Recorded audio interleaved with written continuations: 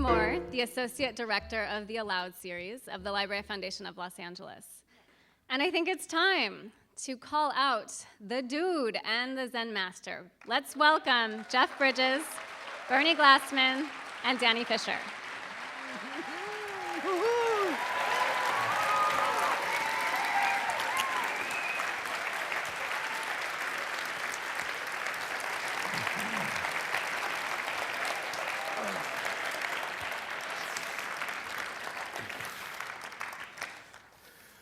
Howdy. Can we take our shoes off? Of course you may. You don't have to take off. No. My cold feet. Yeah, but I. So before we start, Jeff and Bernie and I were talking beforehand, and we may mix up the rule book a little bit and sort of stop and do some audience interactive stuff after a few questions. So we're playing with the rules. I don't know how Walter Sobchak would feel about that, but we'll just go ahead and see what happens. So when I first accepted the offer to moderate, Louise Steinman at Allowed asked me, "Are you a big Lebowski person?" And I am a Lebowski, very, very, very much so, and I suspect a lot of people are.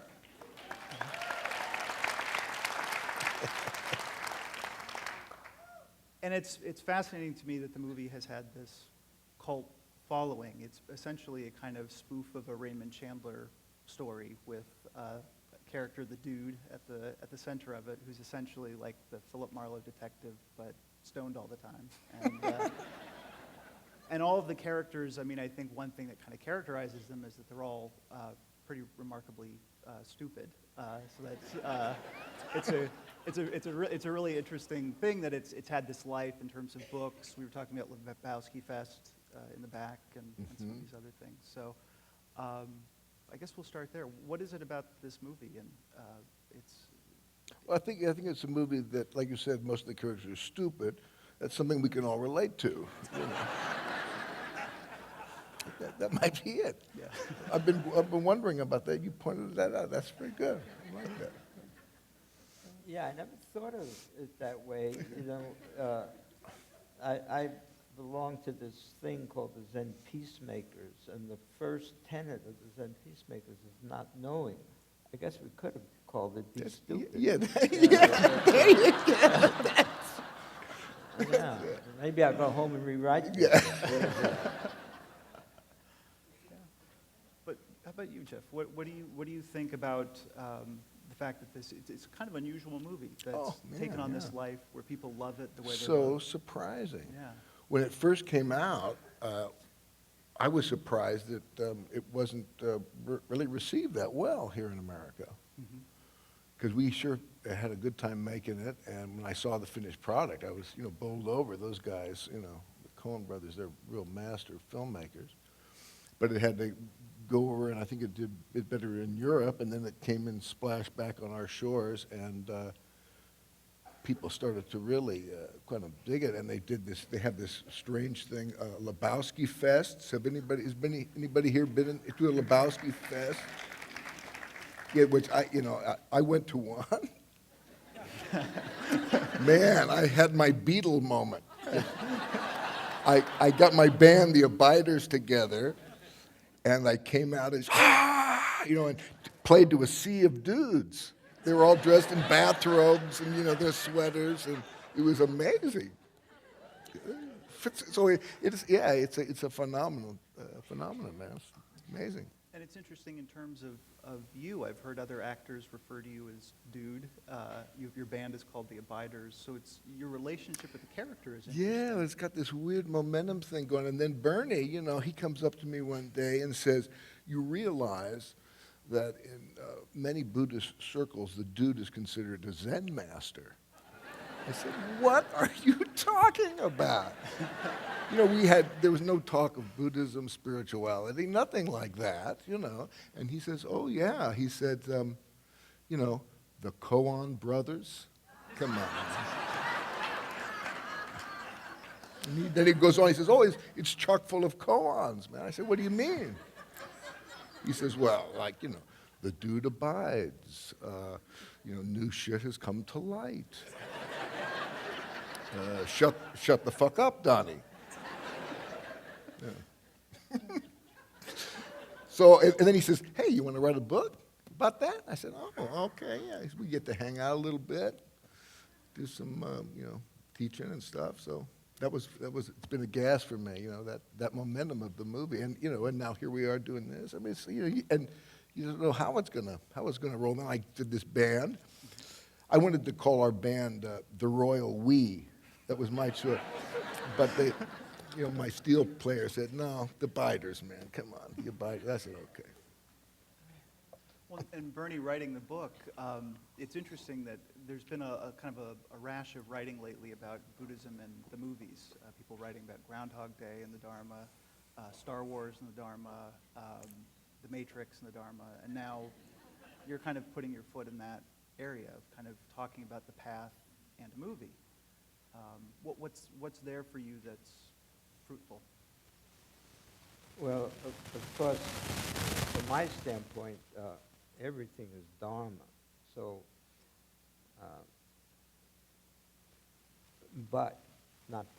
and. The word Dharma is understood by different people or misunderstood by different people or not understood at all by many people. And when I first saw the Big Lebowski, it came out in '98. I probably saw it in '99. I didn't see it in the movies. I saw it on DVD. I think they were DVDs.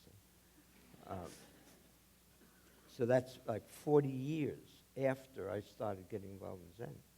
I got involved in '58, started being involved in Zen. And what I realized by that time is that there was a lot of words that people use, like Dharma, that are used to I'm not sure if people understood what they were saying when they said Dharma, or Buddha Dharma, or enlightenment, or all these different terms.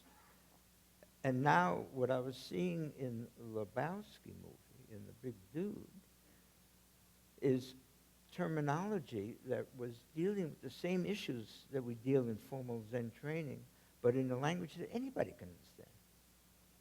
So if the Shakyamuni Buddha talked about everything has changed, now, I think that's somewhat understandable, but new shit comes to light is much more understandable. Much more understandable. Or there's things like, there's this guy Nagarjuna that would negate everything that you said, or a guy named Tokusan would hit you with a stick if you say a word, and if you didn't say the right word, or whatever you said, he would hit you with a stick. But shut the fuck up, Donnie. I mean, it's doing the same thing. But the biggest thing, which I use a lot now, is, like, that's just your opinion, man.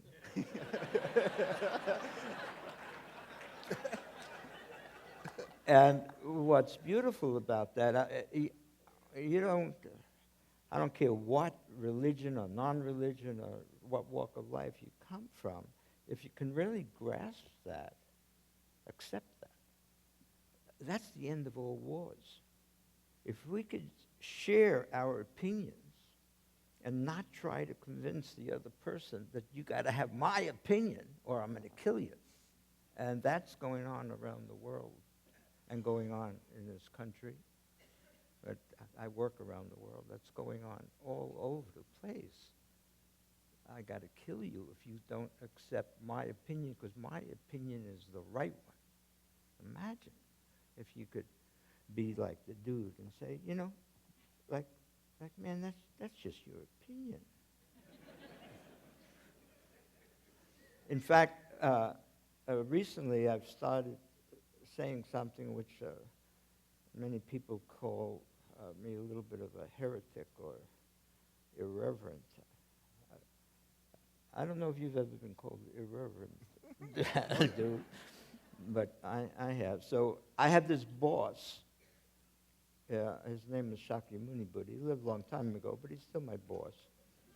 And many people talk, and I'm sure you're involved in college. I'm sure you teach the Four Noble Truths. I call it the Four Noble Opinions. And that, for me, is Zen. Thank you. It's interesting that in the book you discuss a few of your movies and what you learned working with other actors, with directors, with writers. One movie of yours that you didn't discuss that I thought was particularly relevant to this book, and as it turns out, it's one of Louise's favorite movies too, is Fearless. It was just mentioned in the New York Times Magazine this past week, and curious, with all this stuff about mindfulness of death and that film, what was that, making that film and that process like for you? And did you ever think of it? Oh, yeah, it was a wonderful, we had a wonderful time on that. Peter Weir's, great director, and I enjoyed working with him so much. And he was so inclusive. There's some directors, great directors, who have a very solid way, their opinion, and they want you to carry out their opinion. Other guys, like Peter, are go into it not knowing, and yet he really made a point of saying, I need you. I need all of your ideas, man. We may not agree, but we're flying this ship together, We're in this together. And he encouraged me and everyone in the show to give everything. He wanted all of the stuff, and then he got to, mix it. And one of the things that he did that was so wonderful was every day he would score the day. He would bring music in and play the vibe, that he wanted everyone to kind of, be in on. So that was great for an actor to have, if we were doing a scene, Isabel Rossellini, so she was so great to work with, and we were doing a very intimate scene. He would have this music playing that would, without saying any words, get everyone, all the, the grips and the gaffers, all in on it together. So we all felt like, we were together on it, and it was just a great experience. I mean, when you ask me questions, my mind just, riffles through all these different, I can, like one thing that comes to mind, I think it's probably the best use of music in a movie. That last, I think it's, you pronounce it Gorky, is that how you pronounce the composer? And there's just that opening, the guy when he eats the strawberry and he's kind of feeling his mortality. And I remember shooting that scene, and Peter said to me, I'm going to torture you now. I said, what do you mean, man? He says, I'm going to torture you. This is going to be very painful for you. I said, well, what do you mean? He says, we're going to do this scene over and over and over and over and over and over. I said, stop. Okay, what do you know? He says, you'll see. Now lie down there and eat that strawberry. And so I did it, and it's one of these shots, where the camera's up here and it goes down like this and twists, and it takes, about maybe 4 times as long as I'm doing it. And then it's like, okay, reset, okay. And it's just, tremendous emotional thing of, dying and being born all at the same, very, tough. He just did it over and over. He wanted me to get into that not knowing place, because he probably knew that most actors, this actor, this is how I kind of work. I'll get in my hotel room and I'll learn my lines and prepare the scene, what my opinion of how it should go. And I might have a few opinions, like 4 or 5. And he wanted, he liked, that was good, he'd like that. But then he wanted to have something else happen. He wanted to let all of the environment kind of inform what we were doing. And I often think he probably used the first take.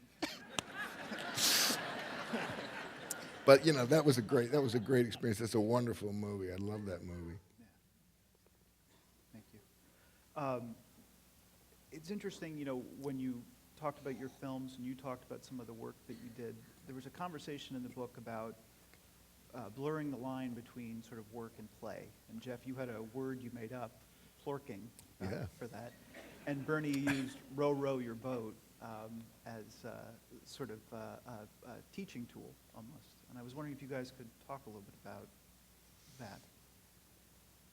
Yeah, you probably have heard of that ditty, row, row, row your boat gently down the stream.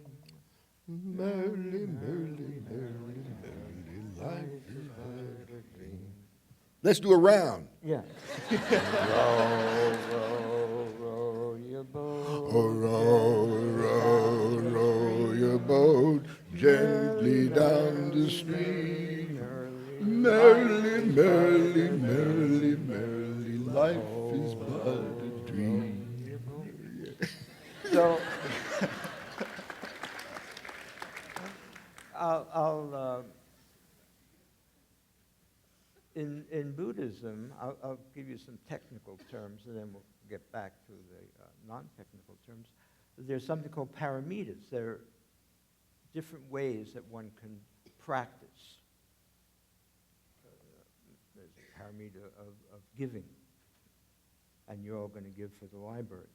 There's a paramita of wisdom. There's a paramita of patience. And those are the oars. So as we go down the stream, we choose oars. And people choose different kind of oars. So row, row, row your boat. Another way of talking about that kind of practice instead of on a boat is keep on trucking, man. You know, that's keep on doing. Choose your oars. But it's extremely important that it first of all be done merrily. Somebody, I was born into a Jewish family. I'm Jewish, and I'm Buddhist. And many times I get asked, what did Judaism bring to Buddhism? And I said, a sense of humor. And one of the practices that I gave Jeff, we've been rapping together and hanging together and burning cigars together for about 15 years, 10, 15 years. One of the practices is every morning, wake up, look in the mirror, and laugh, you know. So merrily is very important, and it's not necessarily taught in many of the Dharma centers, but I think it's very important. And the last, gently down the stream, gently. I come from a very macho tradition, and gently is very important. So that sums up a lot of what this is all about, you know. Keep on trucking, man, but do it merrily and gently.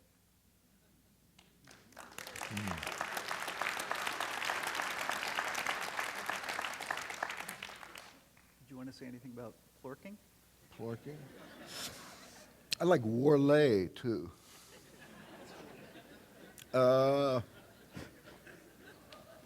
Let's see.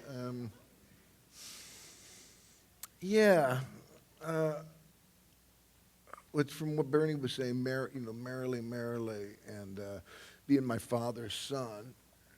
My dad, taught me most of the. Am I hung up here, man? What's going on here? Is this good? That's all right. Is it? What's happening here? My dad taught me.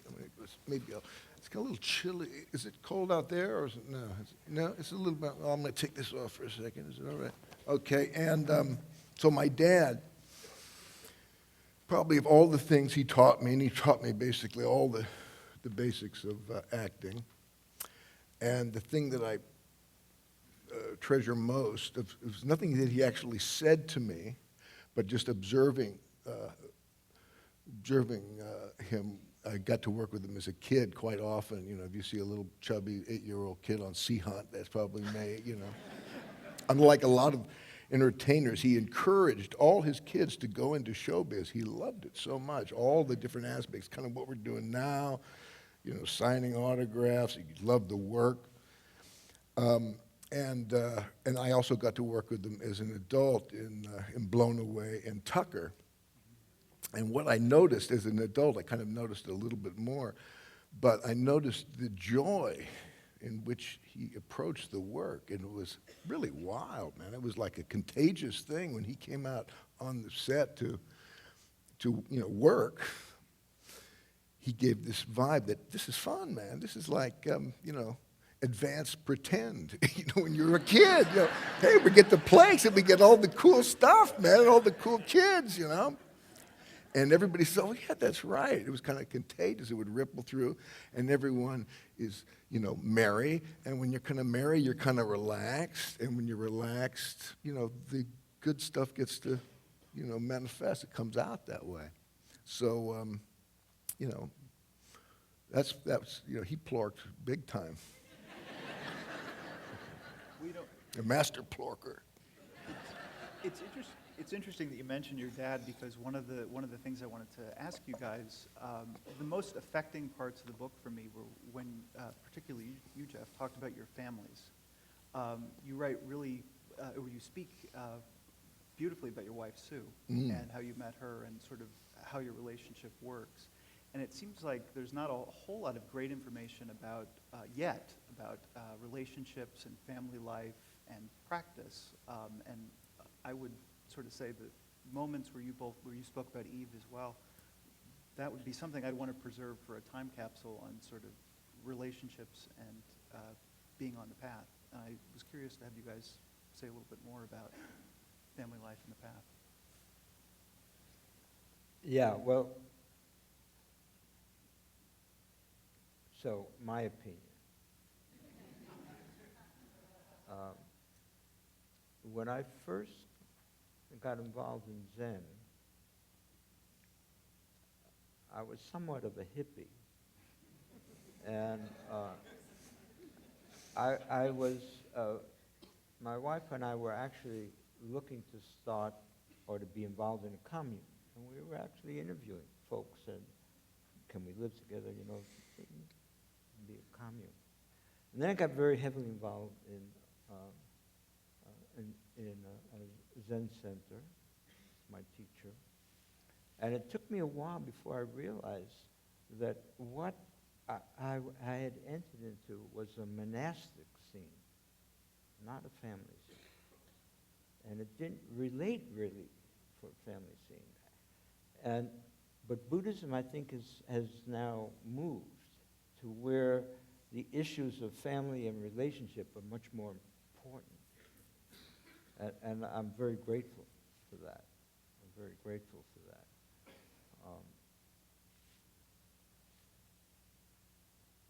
Yeah. I mean, relationship is all there is. We talk about the interconnectedness of life. That's nothing but relationship. We're relating to everything, but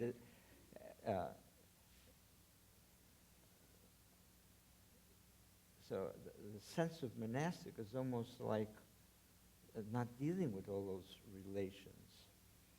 And you can't, in my opinion, you can't really grok the interconnectedness of life without realizing that everything is relationship.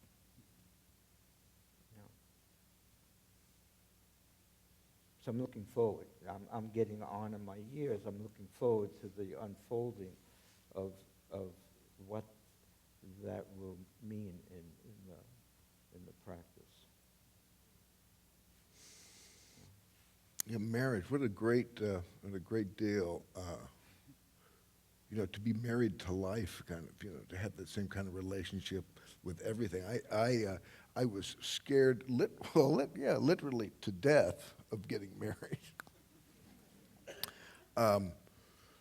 My wife doesn't like me to say that. I think she's kind of used to it now, but it's just, again, she's used to my opinions.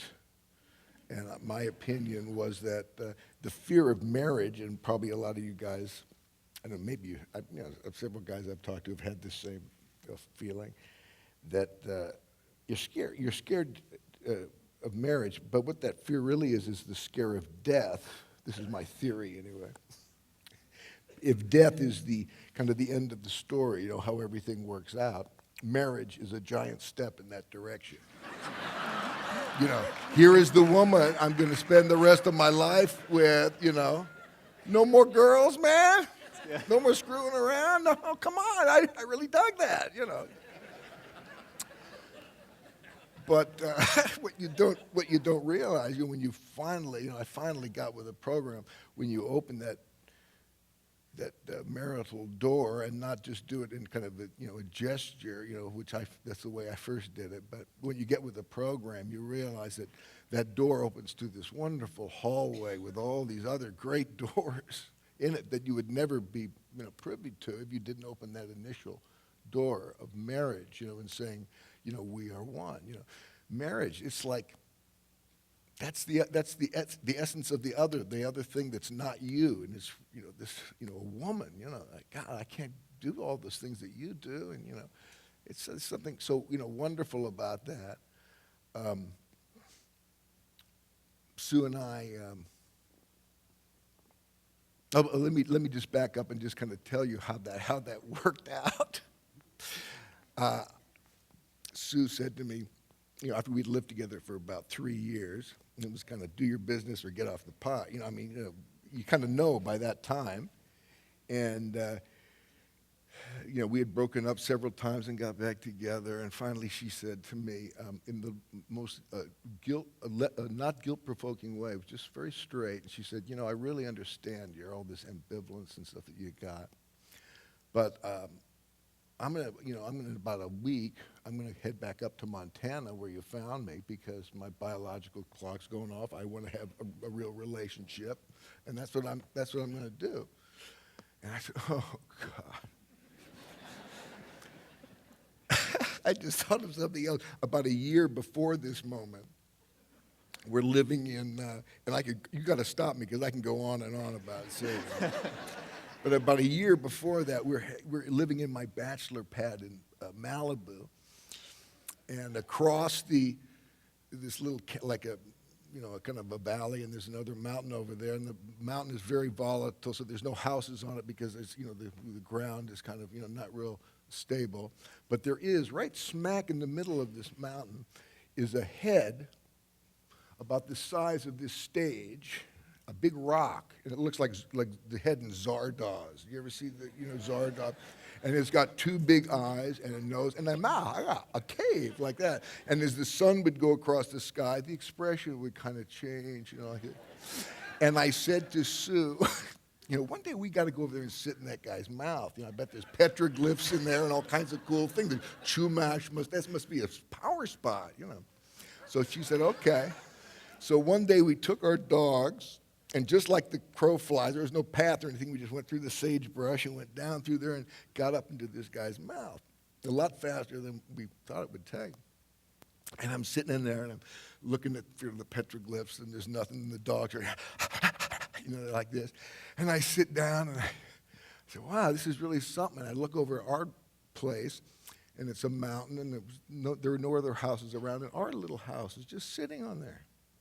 I said, God, isn't that something? It's so beautiful, Our little house sitting on this dust speck hurling through space, like that. And all of a sudden I get this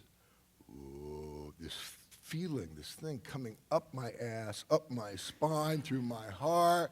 My tears start to ejaculate out of my eyes. Like this. And she goes, what's wrong? Nothing. Oh. And what I'm feeling is, you will now ask this woman to marry you. It keeps coming up to there, like this. And she says, what's wrong? And I say, nothing. She goes, tell me. And I say, I have this terrible feeling that I'm supposed to ask you to marry me now, and I'm just scared, so shitless, She goes, well, you don't have to do that. I said, good, let's get the fuck out of here. So about a year later, she says to me, I dig where you're coming from, but this is what I'm doing. So I got down on my knees, and I said, okay, will you marry me? And let's do it, Thursday. This is Monday, because I don't know how long I can hold this together. And I gave myself this little out. I said, hey, Jeff, this girl, you love her so much, and you know that. That's, evident. You sat in that guy's mouth and that thing. The universe is, with you. And if you don't marry this woman, can you imagine you being an old guy and saying that was the one? So the out I gave myself was look, just do it, Jeff, and if it doesn't work, get a divorce. People, that's what divorce is for, get a divorce.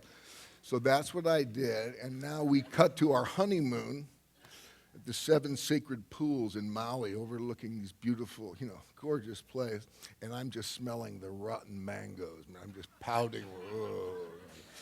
And Sue looks at me, she says, let's annul this. This is ridiculous. I said, no. And she put up with that shit for about 2 years, man.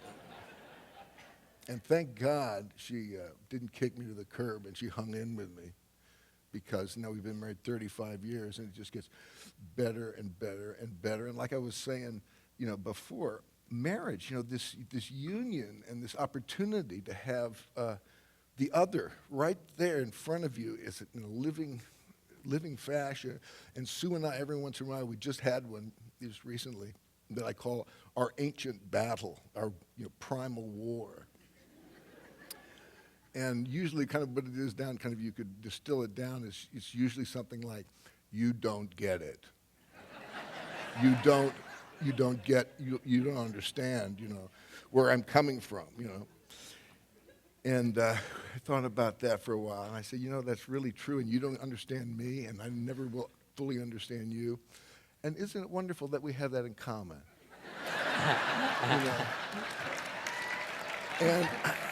And we'll often, when we get in these primal things, sometimes we'll just sit opposite each other, and we'll just, I'll rap, say all my stuff, and she just listens, not trying to figure out what she's going to say to put her side. And then I'll just listen and get her thing. And then she's, actually, it's bearing witness, man, isn't it? That's me. And all of a sudden, out of this, we don't get any kind of answer like, oh, I understand where you're coming from. It's not like that. But all of a sudden, what kind of surfaces in the most natural way is just love with these opposite feelings. And it just, and then, you know what you do then. Coitus, man. So I'll tell you another little, I want to say secret. It's not a secret, but it's important. A deep Dharma opinion. In this movie, The Big Lebowski, you probably heard of this movie. There's this movie about and in the beginning of the movie, somebody comes in and pees on a rug. Oh, right? I love it, yeah. And it turns out that rug really ties the room together, does it not? So it's a very important rug. So within Buddhism is about realizing the interconnectedness of life. That means it's about finding out the rug that really ties the room together, the room being our life, right? And what is that rug? He was just talking about it. It's love. Love is the rug that ties the room together. So now, in case you ever get involved in a koan study involving the koans of the Big Lebowski, and if somebody says, what is the rug that ties the room together, you already have the answer. But the point of koan study, of course, is that you can't just repeat an answer. You got to manifest love. Now imagine if we all did that. Imagine if the world manifested love. Could you imagine? I work in the Middle East, in Israel and Palestine. Could you imagine if what was manifested was love? Or within our family? Now that's the rug, man. Mm-hmm. We should take care to, I think, involve the audience at this point. And maybe while people are getting organized to ask questions, I'm not sure where the mics will be. Let's see. Is there a mic in the room? Back there, thank you. I'll just ask one quick question that Louise wanted me to ask you guys. You talk a lot about social action and sort of contemplate social responsibility a bit in the book. And LA is a really interesting place to do that. We're a stone's throw from Skid Row, which is the largest stable homeless population in the entire country. And I want to ask you guys, because of your interest in homelessness, Bernie, and hunger, Jeff, what's something all of us can do to sort of benefit our suffering brothers and sisters, or the people you dedicate the books to, all of the hungry spirits? Well, I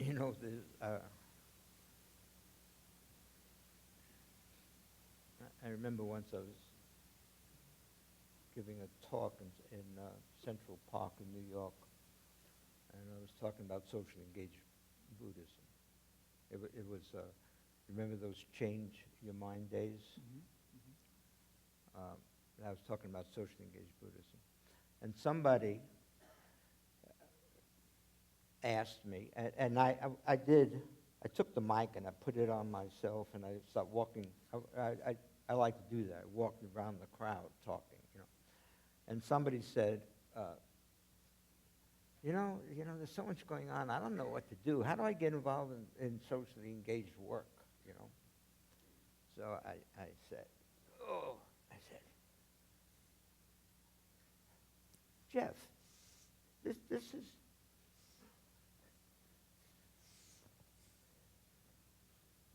is Mary.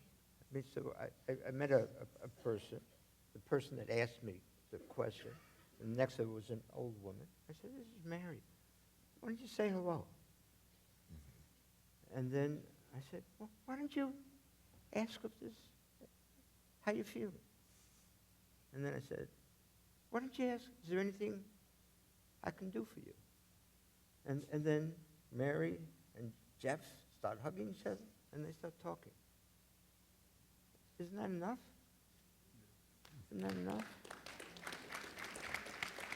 Yeah. So wherever you are, I mean, somebody falls in the street, pick them up.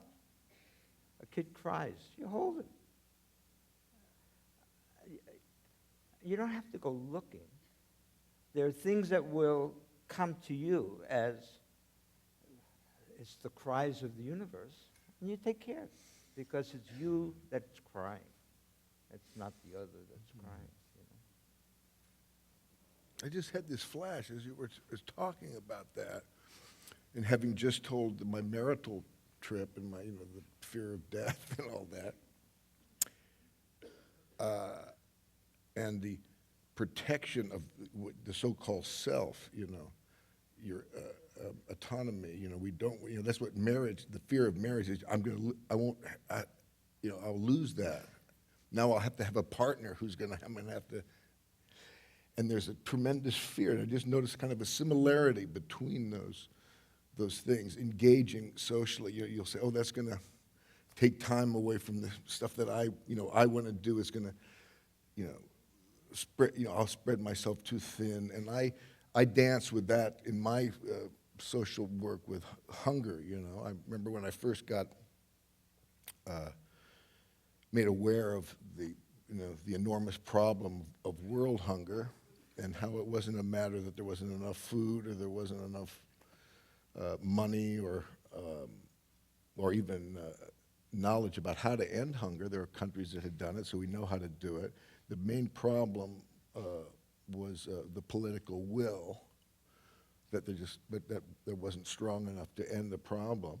And then, of course, the politicians are supposed to represent us, so then it gets down to, my will, And when I learned all the facts about it, then I was asked, so what are you willing to do now? Are you, and not just making a gesture, like giving, $10 or something like that to, scratch the guilt itch, but something that kind of fits in with your life, that you do sort of naturally, that you can just, make a little adjustment. Can you guys be quiet in there? You're on the wings. You're kind of, it's distracting me. Sorry, I wish it didn't distract me, but it does. Sorry, guys. I had this, one of my favorite guys is Bucky Fuller, he had this great, what a wonderful guy, came up with, one of his terms that he came up with that I just love is trim tabbing. And what a trim tab is, the engineers of the big ocean-going vessels, they discovered that it took too much energy to use this big rudder to turn the ship. So these engineers came up with a little rudder that goes on the big rudder called a trim tab. And so the trim tab turns the rudder, and then the rudder turns the ship. And Bucky said that's the way the individual affects society, like a trim tab. As a matter of fact, that's on his gravestone. Call me trim tab. That's what he's got on there. And that's what all of us are. We all can make little adjustments, and we're not going to do it perfect. We're not going to be Jesus Christ. We're not light beings yet. We have, we struggle with this stuff, man, But to just realize that that's what we, that's our power. We're connected. We're all connected to other people. We inspire each other, and that's how we turn in the direction we want to head. And my recent work is ending childhood hunger. And of course, that children, that's just the tip of the iceberg. But I think it's a good handle because the well-being of our children, it's a great compass to figure out, are we heading in the right direction? And another reason that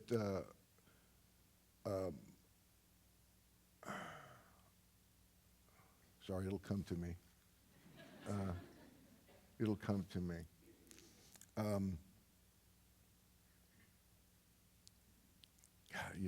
just got back from New York. That's why that was a little sound. Is it guys taking pictures? Nothing in the pictures. God, isn't that weird? I'm just like I'm an actor bird, So I feel we're all in this together. So we're all doing so little sounds. I'm sorry, but that's just the way it goes. I mean, and see, I'll figure it out. Well, I'll figure it out here in a second. What was that? Because it was something I really wanted to say, and let me see, what the hell was it? It was, oh shit. Well, maybe it'll come back. I don't know. If it comes to you, It'll come back to me. It'll come back. As soon as we let it go and move but on, it's going to pay it. This is a good lead-in segue to me to tell you one of the secrets, another secret of Zen. I'm now in my mid-70s, and as I read in my earlier days, I would read about Zen, and one of the big things was all these masters, old Zen teachers, saying that you had to live in the moment. And then I finally got to the place where I realized what they were saying. They were these old guys like me, and they couldn't remember anything else.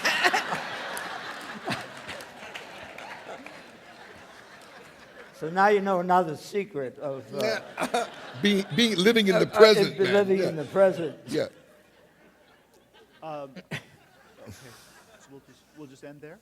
Mm-hmm. Okay. So I'm sorry. Bernie and Jeff will be signing books outside, but I'm getting the No questions, man. We passed the question part. Did we go right through the question part? I think we did. Yeah. Oh. Okay. Maybe we'll take one or two questions. Do you guys want to do it popcorn style, or you want people to come up to the mics, or what would you? Yeah, it might be quicker. Maybe just yell out. Do popcorn. If you could scream loud enough. Okay. Yeah. Hello? I'll repeat it. Hi, Jeff. You spoke about your dad. I was at the same time watching him in Sea Hunt. I enjoyed your fear of marriage with your wife. My question is about your mother. I know she was an actor. Oh, man, yeah. Can you talk about how she influenced Oh, man. The question is Yeah. about Jeff's mother. About my mom. She was like probably the best actor of the whole family, and I could talk hours about her, but what popped into my mind as you said it was a wonderful thing that she used to do for all her kids. It was something called time. And every day, she would spend an hour with each of her kids and just be totally focused and do whatever that kid wanted to do, so if I said, okay, Mom, let's, today we're going to play a spaceship, you be the space lady under the table there, and I'll be the alien, or, let's go into your makeup thing. I'm going to make you up like a clown, and that kind of thing. And then later as a teenager, it would be, massage me, Mom. But it was a time where she wouldn't answer. The phone rang, and, I'm having my time with Jeff. No, I'll call him back, and there was never a sense of duty. She just loved it. It was something, wonderful. And so that's what sprang to mind when you mentioned my mom, and also something that she would say when I would go off to work. She would always say, remember, have fun, and don't take it too seriously. And that's powerful direction to me that I hear over and over. Maybe we'll take another question from over here. Oh, hello. Yeah. I was just curious. I once heard an Alan Watts lecture, and he was talking about trying not to be too attached to not being too attached. Mm-hmm. And he talked about someone called a stone Buddha. People who are too attached to not being too attached. And I was just curious to know your thoughts on that.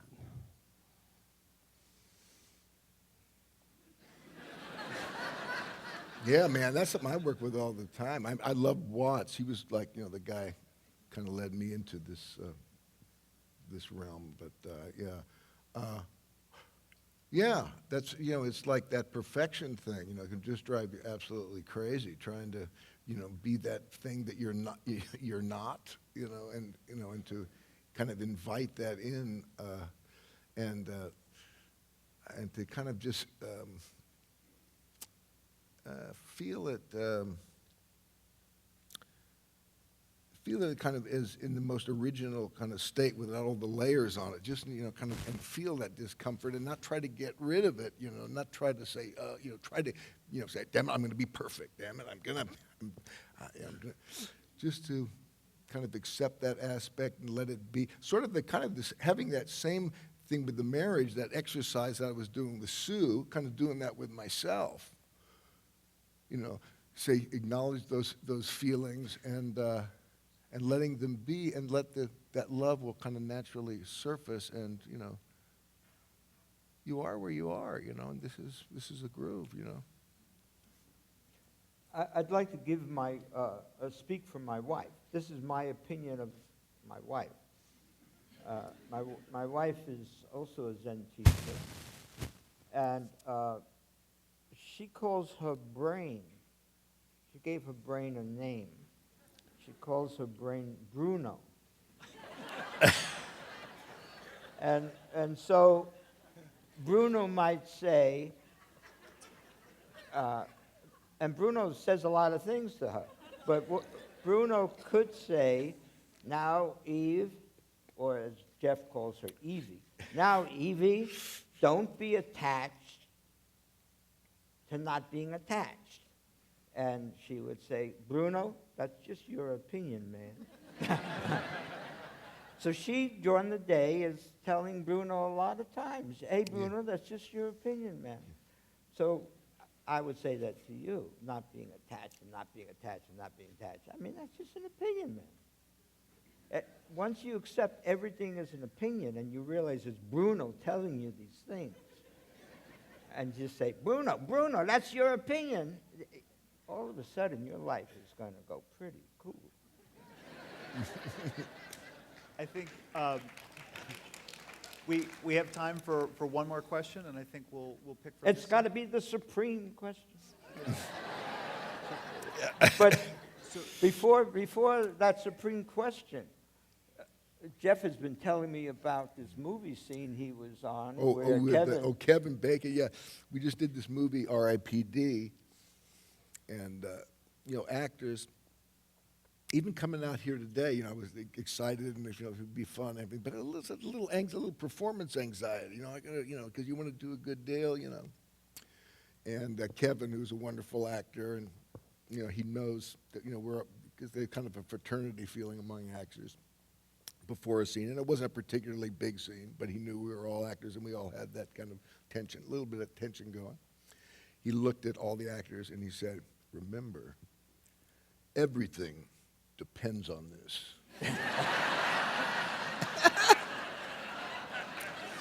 Yeah. So I now love that. knowing that, Yes, yes, ask there you your go, final yeah. question, man. Everything depends on this.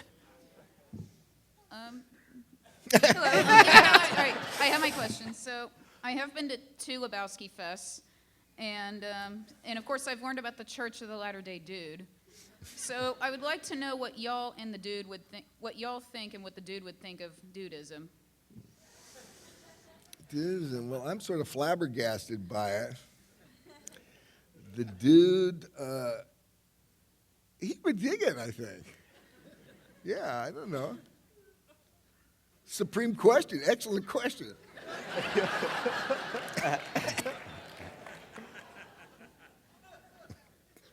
And there it is. That's Yeah. Oh, where are you? Oh, where? Yeah, I'm Doodly Lama. Is that Alan out there? Hey, hey, good. I'm glad you shouted out. Alan calls me Doodly Lama. He's my dear friend who recorded all of this book with us and took the wonderful pictures in the book, and he's my dear friend. Thank you, Hello. Alan. Thank you, Alan. Well- Can't see you. If you're anything like me, you've probably fallen in love with these guys even more. I'm sorry we have to wrap up, but they will be signing books, so I hope you can get a chance to talk to them when they're signing. Thank you both very much.